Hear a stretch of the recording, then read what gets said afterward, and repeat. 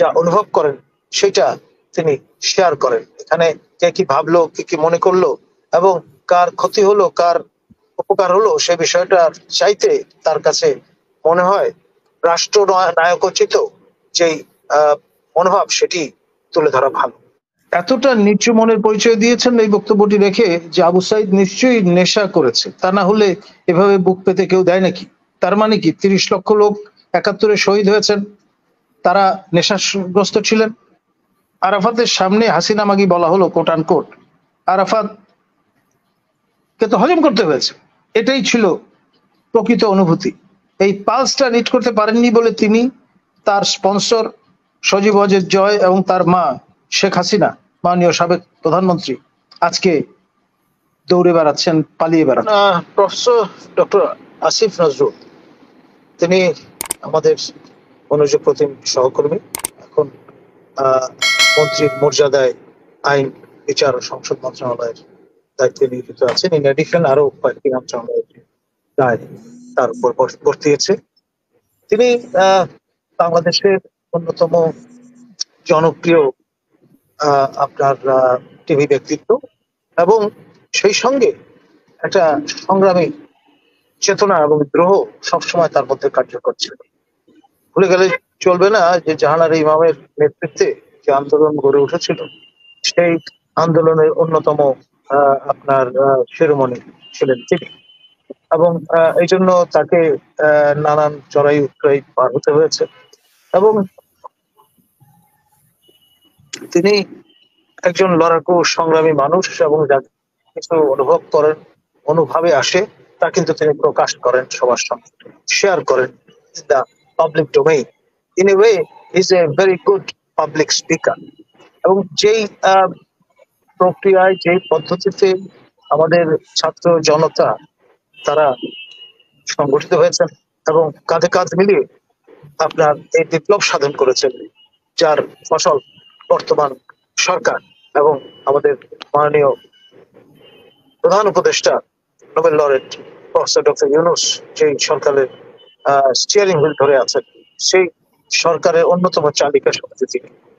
আমাদের মাননীয় সেনাপ্রধান জেনারেল ওয়াকার, তিনি যখন পাবলিকলি প্রোনাউন্স করলেন, দায়িত্ব দিলেন আমাদের মাননীয় আইন উপদেষ্টা মহোদয়কে, আমাদের ছাত্র জনতাকে সংগঠিত করে তাদের সঙ্গে আলাপ আলোচনা করে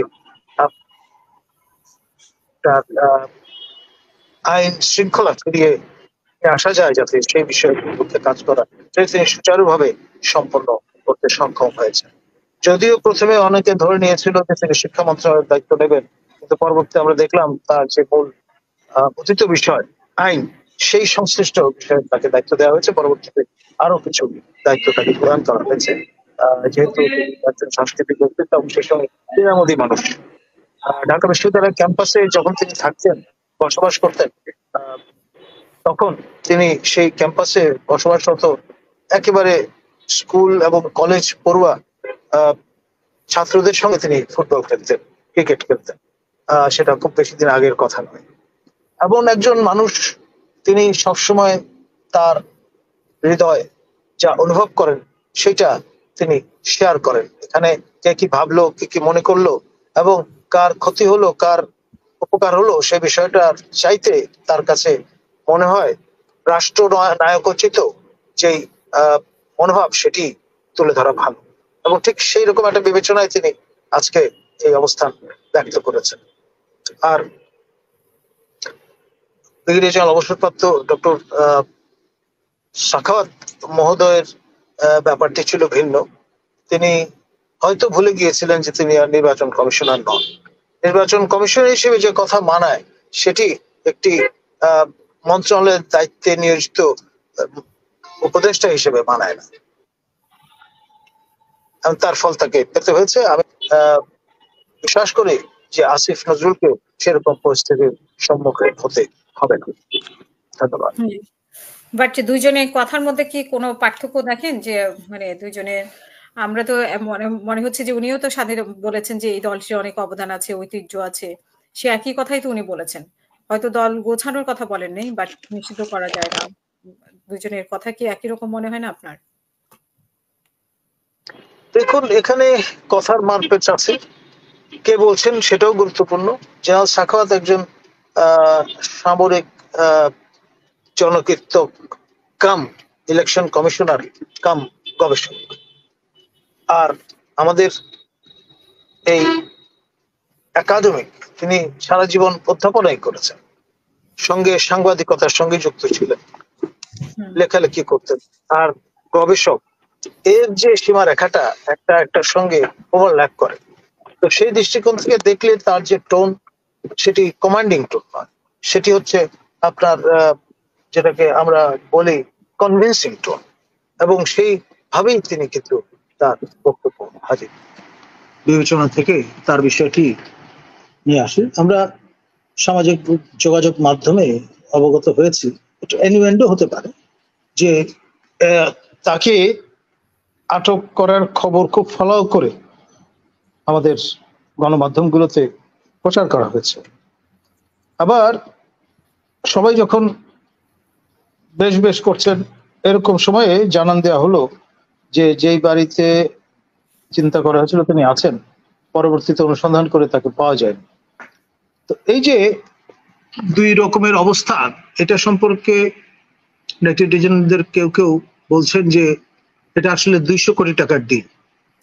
অর্থাৎ যেই টিমটি তাকে আটক করেছিল, ভিন্ন টিম এসে তাকে সেফ হাউসে নিয়ে গেছে এবং চিন্তা ভাবনা চলছে 2-3 দিনের মধ্যে তাকে সীমান্ত পার করে দেয়ার। আর এই ব্যাপারে কলকাঠি নাড়ছেন সদ্য বিদায়ী মাননীয় প্রধানমন্ত্রীর সম্মানীয় মন্ত্রীর মর্যাদায় অধিষ্ঠিত তথ্য উপদেষ্টা সজীব অজিত জয়, একেবারে রাইট হ্যান্ড লেফটেন্যান্ট ছিলেন আমাদের এই সদ্য বিদায়ী মাননীয় তথ্য প্রতিমন্ত্রী। অসংখ্যবার তিনি অ্যাপিয়ার করেছেন মিডিয়াতে, এবং গণবিরোধী যত রকমের বক্তব্য হতে পারে শরণাতীতকালে আইয়ুব বিহারী আমলেও কিন্তু আমরা শুনিনি। সবচেয়ে ন্যাক্কারজনক যে অপমানটা তিনি আমাদের করেছেন, তিনি আমার প্রিয় ছাত্র, যাকে আমি আমার দায়িত্বকালীন সময়ে 2019-এ ইংরেজি বিভাগে ভর্তি করেছিলাম বেগম রোকেয়া বিশ্ববিদ্যালয়ে।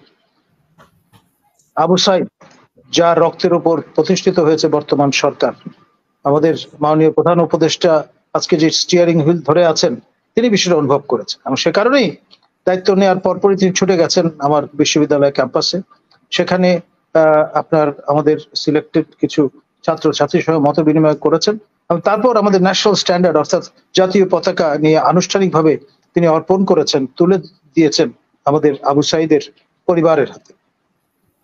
এখন এই যে রিকগনিশন, এটি মিনিংফুল করতে হলে তার সম্পর্কে অবমাননাকর যে উক্তি মাননীয় সদ্য বিদায়ী তথ্য প্রতিমন্ত্রী করেছেন, তিনি এতটা নিচু মনের পরিচয় দিয়েছেন এই বক্তব্যটি রেখে যে আবু সাইদ নিশ্চয়ই নেশা করেছে, তা না হলে এভাবে বুক পেতে কেউ দেয় নাকি? তার মানে কি 30 লক্ষ লোক 71-এ শহীদ হয়েছেন, তারা নেশাগ্রস্ত ছিলেন? সালাম, রফিক, বরকতের মতো ভাষা শহীদরা তারা নেশাগ্রস্ত ছিলেন?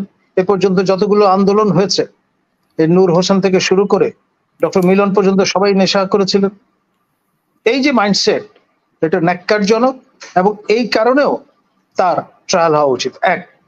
দ্বিতীয় যে কাণ্ডটি তিনি করেছেন ভয়ঙ্কর, মানে পাক সেনারা ওই ধরনের কাণ্ড করেন। তিনি বলেছেন আমাদের স্টকে পর্যাপ্ত বুলেট আছে, প্রতি সেকেন্ডে একটি করে বুলেট যদি আমরা খরচ করি, ব্যবহার করি, তাহলে 5 বছরও শেষ হবে না। এটা বলতে তিনি কি মিন করবার চেষ্টা করেছেন? এই যে বুলেট গুলো কার টাকায় কেনা হয়েছে? ওনার বাবার বাড়ি থেকে এসছে টাকাগুলো, আমাদের জনগণের করের টাকা। এই আস্ফালনের করবার অধিকার তাকে কে দিয়েছে? এবং আমার সামনে, আমি পর্যবেক্ষক হিসেবে আমার সামনে দেখেছি কিভাবে হিরো আলমকে নিগৃহীত করা হয়েছে এবং ইচ্ছা মতো মারধর করে মাটিতে শুইয়ে ফেলা হয়েছে, এবং তার বাগাড়ম্ব, তার বড়াই কিন্তু তিনি করেছেন। তিনি যখন তার ক্যাম্পেইন ট্রেইলে বস্তি এলাকায় গিয়েছিলেন, একজন অসতিপর বৃদ্ধা মহিলা বারবার যখন শেখ হাসিনার বিষয়ে তাকে বলা হচ্ছিল, তিনি পরিষ্কার একেবারে আকারা বাংলায় বলেছেন, ও আপনি তুমি হাসিনা মাগির কথা বলছে, কোট অ্যান্ড কোট। যেটা তাকে হজম করতে হয়েছে। এখন খুব আন্তরিকতার সঙ্গে এই বৃদ্ধা এই কথাটি বলেছিলেন, কোট আনকোট হাসিনা মাগি। এখন এই কথার সূত্র ধরে পরবর্তীতে তাকে নানানভাবে নিগ্রহ করার চেষ্টা চলেছে। এবং এই যে আরাফাতের সামনে হাসিনা মাগি বলা হলো কোট আনকোট, আরাফাত কে তো হজম করতে হয়েছে, এটাই ছিল প্রকৃত অনুভূতি। এই পালসটা রিড করতে পারেননি বলে তিনি, তার স্পন্সর সজীব ওয়াজেদ জয় এবং তার মা শেখ হাসিনা, মাননীয় সাবেক প্রধানমন্ত্রী, আজকে দৌড়ে বেড়াচ্ছেন, পালিয়ে বেড়াচ্ছেন। যে কথাবার্তাটি শোনা গেল যে এমন একটা ডিল করবার চেষ্টা চলছে আপনার একটি অংশের মধ্যে সঙ্গে, সেটি কিন্তু ন্যাক্কারজনক, ভয়ঙ্কর, এবং এ ব্যাপারে আমাদের পরিষ্কার বক্তব্য আমরা চাই আমাদের বর্তমান সরকারের কাছ থেকে। অনেকগুলো তাজা প্রাণ ঝরে গেছে। আমার ছাত্র আবু সাইদ অকুত ভয় চিত্তে না সে শুধু তাজা প্রাণ আত্মহতি ঝরে দিয়েছে। গেছে, তারপরে এখনো দেখো, হসপিটালে মানে অনেকে কাতরাচ্ছে, চোখ হারিয়েছে। আসছে, এবং কয়েকদিন পরপরই কিন্তু আমরা সংবাদ পাচ্ছি যারা গুরুতর আহত হয়েছেন তাদের শেষ নিঃশ্বাস ত্যাগ করতে। এরকম একটি পটভূমিতে, এরকম একটি আবহে যদি 200 কোটি টাকার ডিল হয়, তাহলে সত্যি আপনার অ্যালার্ম বেল বাজাতে হবে। রবি ভাই ডেফিনেটলি আমার সঙ্গে একমত হবেন, এবং মিলন ভাইও নিশ্চয়ই প্রতিবাদ করতে পিছপা হবেন না।